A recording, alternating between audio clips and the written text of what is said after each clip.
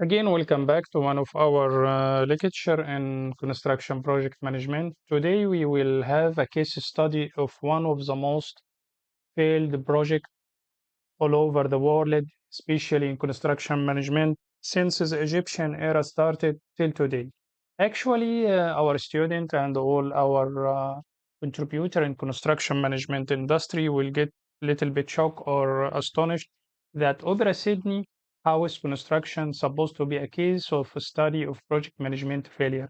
Despite the famous of the building and which has many recorded worldwide, and it is supposed to be a main landmark for mankind and landmark for Australia. So let us dive in and I let you understand why this project is supposed to be the most failure project worldwide. Our today case study, it's about Sydney Opera House. It is one of the best known iconic building. First of all, as a design, it's supposed to be iconic building, one of iconic building design recognized around the world as global symbol of Australia, and its symbol or the landmark, as we said in Australia. The Danish architect Jorin Knudsen won the architecture competition set out by the South Wales government for the new building in 1957. So actually, the project was supposed to be an architecture competition held by New South Wales government initiates the project. So the project and building it was in 1957 the competition, and the construction started actually 1959. So now let us segregate or let us gather our main information. So the time schedule for the project, time schedule, our time schedule. First of all, duration was set as 4 years. So I have a specific or I have a defined duration for the project. And the cost estimated 7 million. So the duration already defined and the cost was defined. But we will give you, fortunately, I'll give you the end up for the first slide about that project. Actually, it ended up with taking 14 years to be completed with a cost of, so as we said, our time schedule was defined by duration of 4 years. Our cost estimated was budget for 7 million. And the result was ending up with taking 14 years as a duration. From 4 years, it takes to 14, and from budget of 7 to 102 million. Let us dive in more and understand why this conclusion, why this result get from, and was the reasons for these ones. Okay, the Sydney Opera House could properly be seen as one of the most disastrous construction projects. So when you speak about Opera Sydney, you should understand that it's named as the most disaster construction project in history of construction. So in history of construction, in our history or in our record history of construction of CM industry, Opera House of Sydney, okay, one of the most disaster construction projects, not only from the financial point of view, but also for the whole management plan. So don't think that the budget only affected, so it means it has been categorized as a most disastrous construction. No, even the whole management process and management plan was totally wrong. Okay, so we will understand more and deeply. I need you to focus with me in this lecture, especially to understand the reasons, and don't take it. Be fair. Don't because some people love the building actually, but this not means that or even the building, as we mentioned in previous slide, it's iconic one, doesn't mean a failure project. We are here to study the project from the construction point of view. So, so focus in this our main point of view. It will be from CM plus BM aspect. Okay. Let's analyze the main reasons that lead to that. First, At the beginning of any project, goals and objectives have to be clearly defined. I need to recap what we said in our construction management project, that objectives, goals have to be certain, defined by the client. Okay, as we said, the initiator to provide main guideline for what the project must complete. So from the beginning, this is main point for any successful project. What is your guideline for the project? What is the goals, objectives? Okay, there are actually three main factors. If you study this project, we will deep in three main factors. We have factor of time, factor of cost, and quality. Actually, there is a triangle well known by all CM specialists, that the triangle of time and the cost and the quality, TCQ, okay, which also included the scope. In our case of a study, in this case of Sydney Opera House, the last one was the most important. So this is the first mistake. The first mistake. They focus only on the quality from the beginning of the project. Okay, as it was almost unrestricted goal. There is no goal restriction of the project, and the reason why it was launched. So the objectives was not defined. This is the first mistake. No indication regarding time or cost limits were either provided for the competition. That was no any time have been given to the limits or limited the competition during the competition of architecture design. Thus, the architecture will allow total freedom in their design. So the architects who are planning to contribute in this project, they will have a plenty of time. Okay.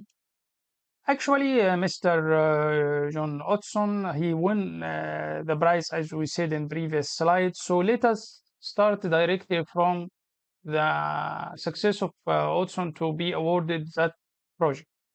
After Olson was selected, he presented his Red Book in March 1958, which consists of the Sydney National Red Book. Here means related to it is something like narrative, like FIDIC. He make like his book like FIDIC Book of Opera Sydney, because the project was most iconic one and worldwide recognized that time.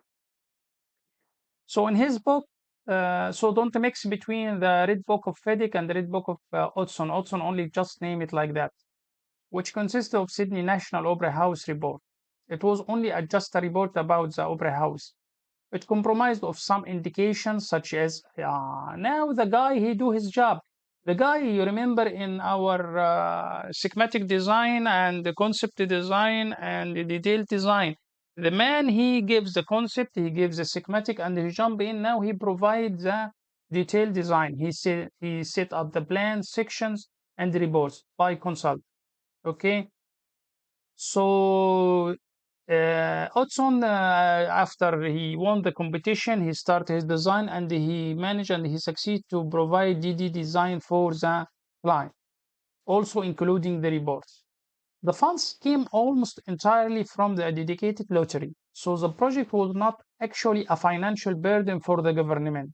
So what does mean? So the funder who supposed to be that as the government initiates the project, they will fund that project, so they will govern it. But actually, it was something like lottery winners who contributed to make fund for this project. So there is no any burden, no financial burden suffered by the government of New South Wales. Regarding time planning, the goal was to complete the construction at the end of 1962. So the project was planned to be ended 1962 and have the grand opening at the start of, and the maximum to be opened as for public in 1963. The project have last 4 years. Should be last only, as we said, the duration 4 years with budget 7 million. Okay. Now we set our, as we said in last slide, our duration for year, our cost 7 million. Okay. Now we need to understand stakeholder of the project, another constraint of the project. Okay. Actually, the main stakeholder was the architect himself. So this is one of the strangest case as we study. The main stakeholder or for the project, he's the designer. This is a brief about Mr. Jorin Oberg Oddsson. Actually, he's an architect, was a Danish architect in 1957. As we said, he won the international design competition for the design of Sydney Opera House in Australia. He revised his design, which he completed in 1961, and it was the basis of the landmark of the project in Australia, although it was not completed until 1973. So he won it on 1957 and it's ended 1973. Okay, this is some photo for Mr. Otson behind him, the famous project, and this is during his some of designs. Actually, this is the main sketch. This is the main sketch as a design main sketch for the project. Okay, by Jürgen Otson.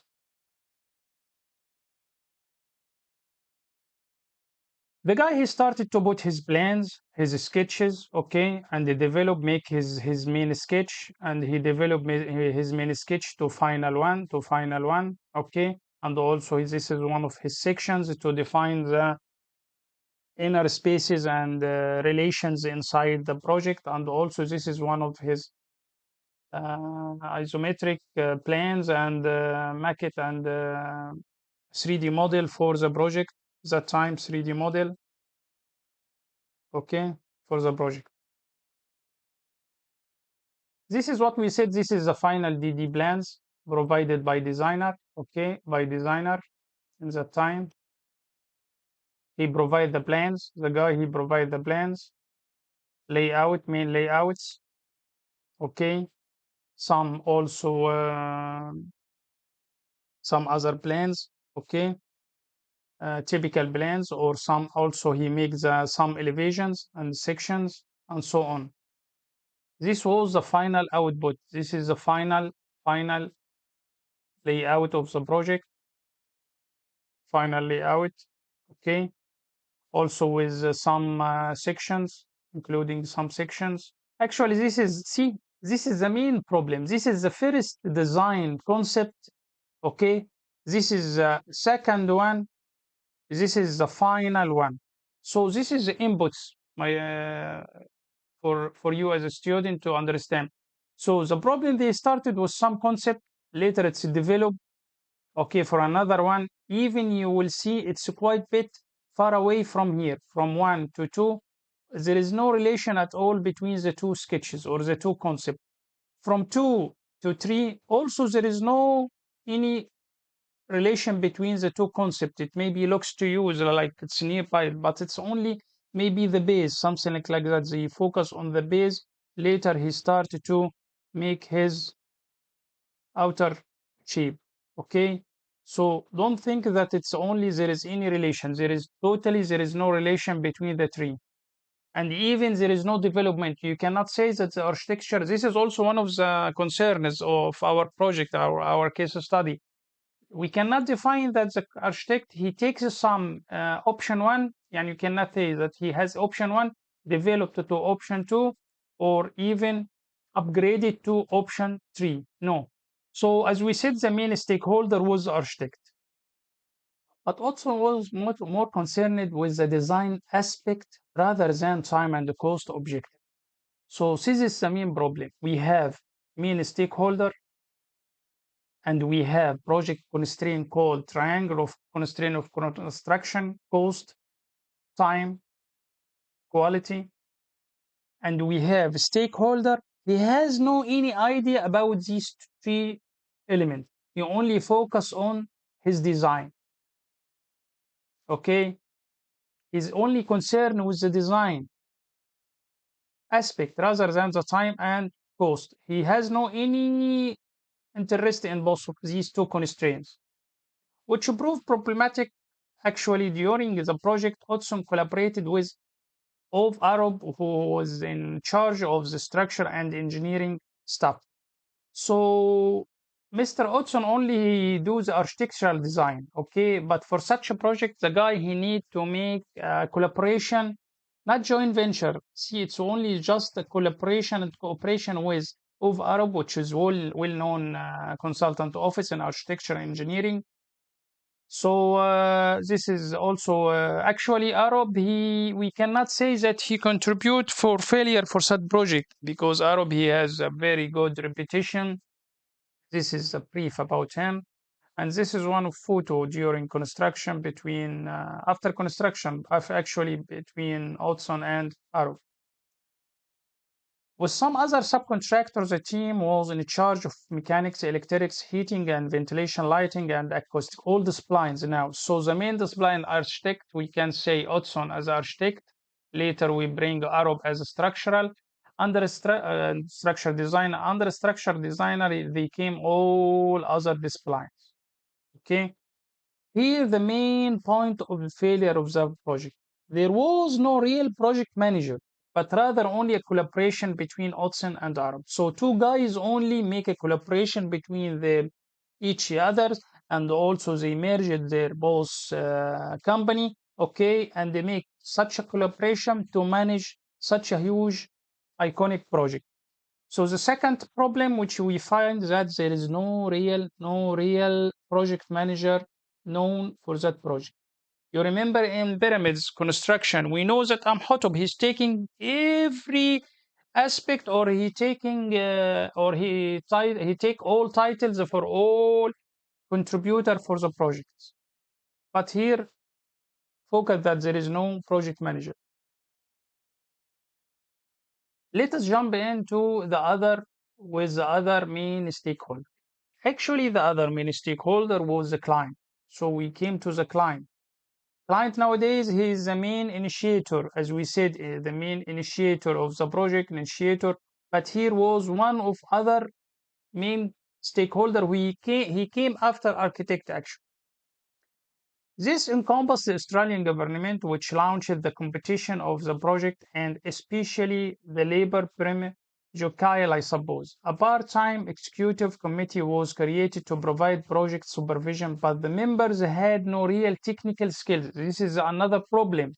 So the government, they came as a stakeholder and they need to provide the supervision team. But the supervision teams at time have no technical skills. There is no real technical skills.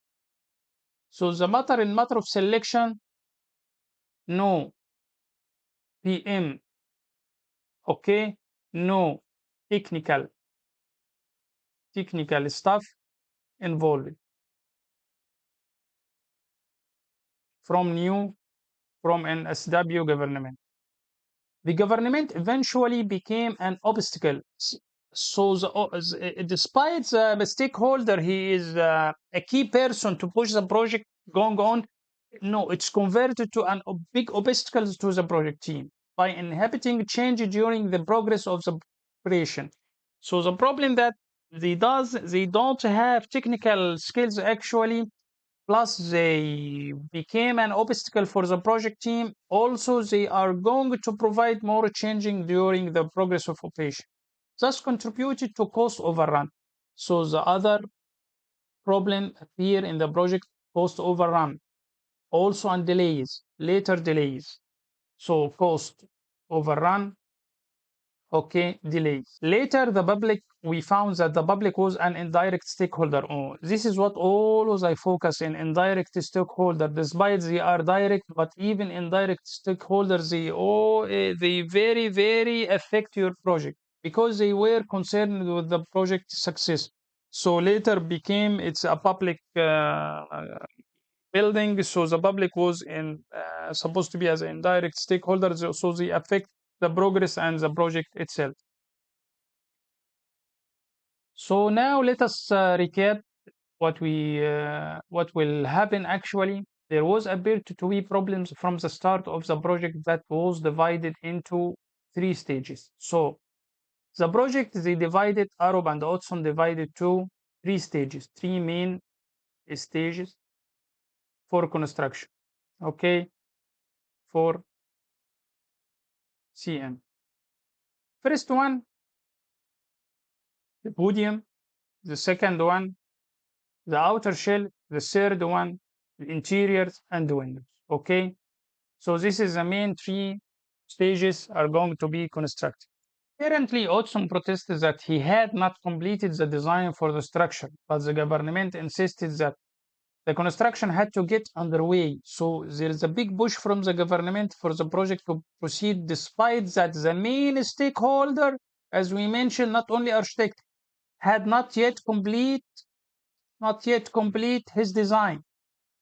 In addition, the client changed the requirement of the design after the construction was started. So after we started the construction itself, the other stakeholders started to be involved and make change of design.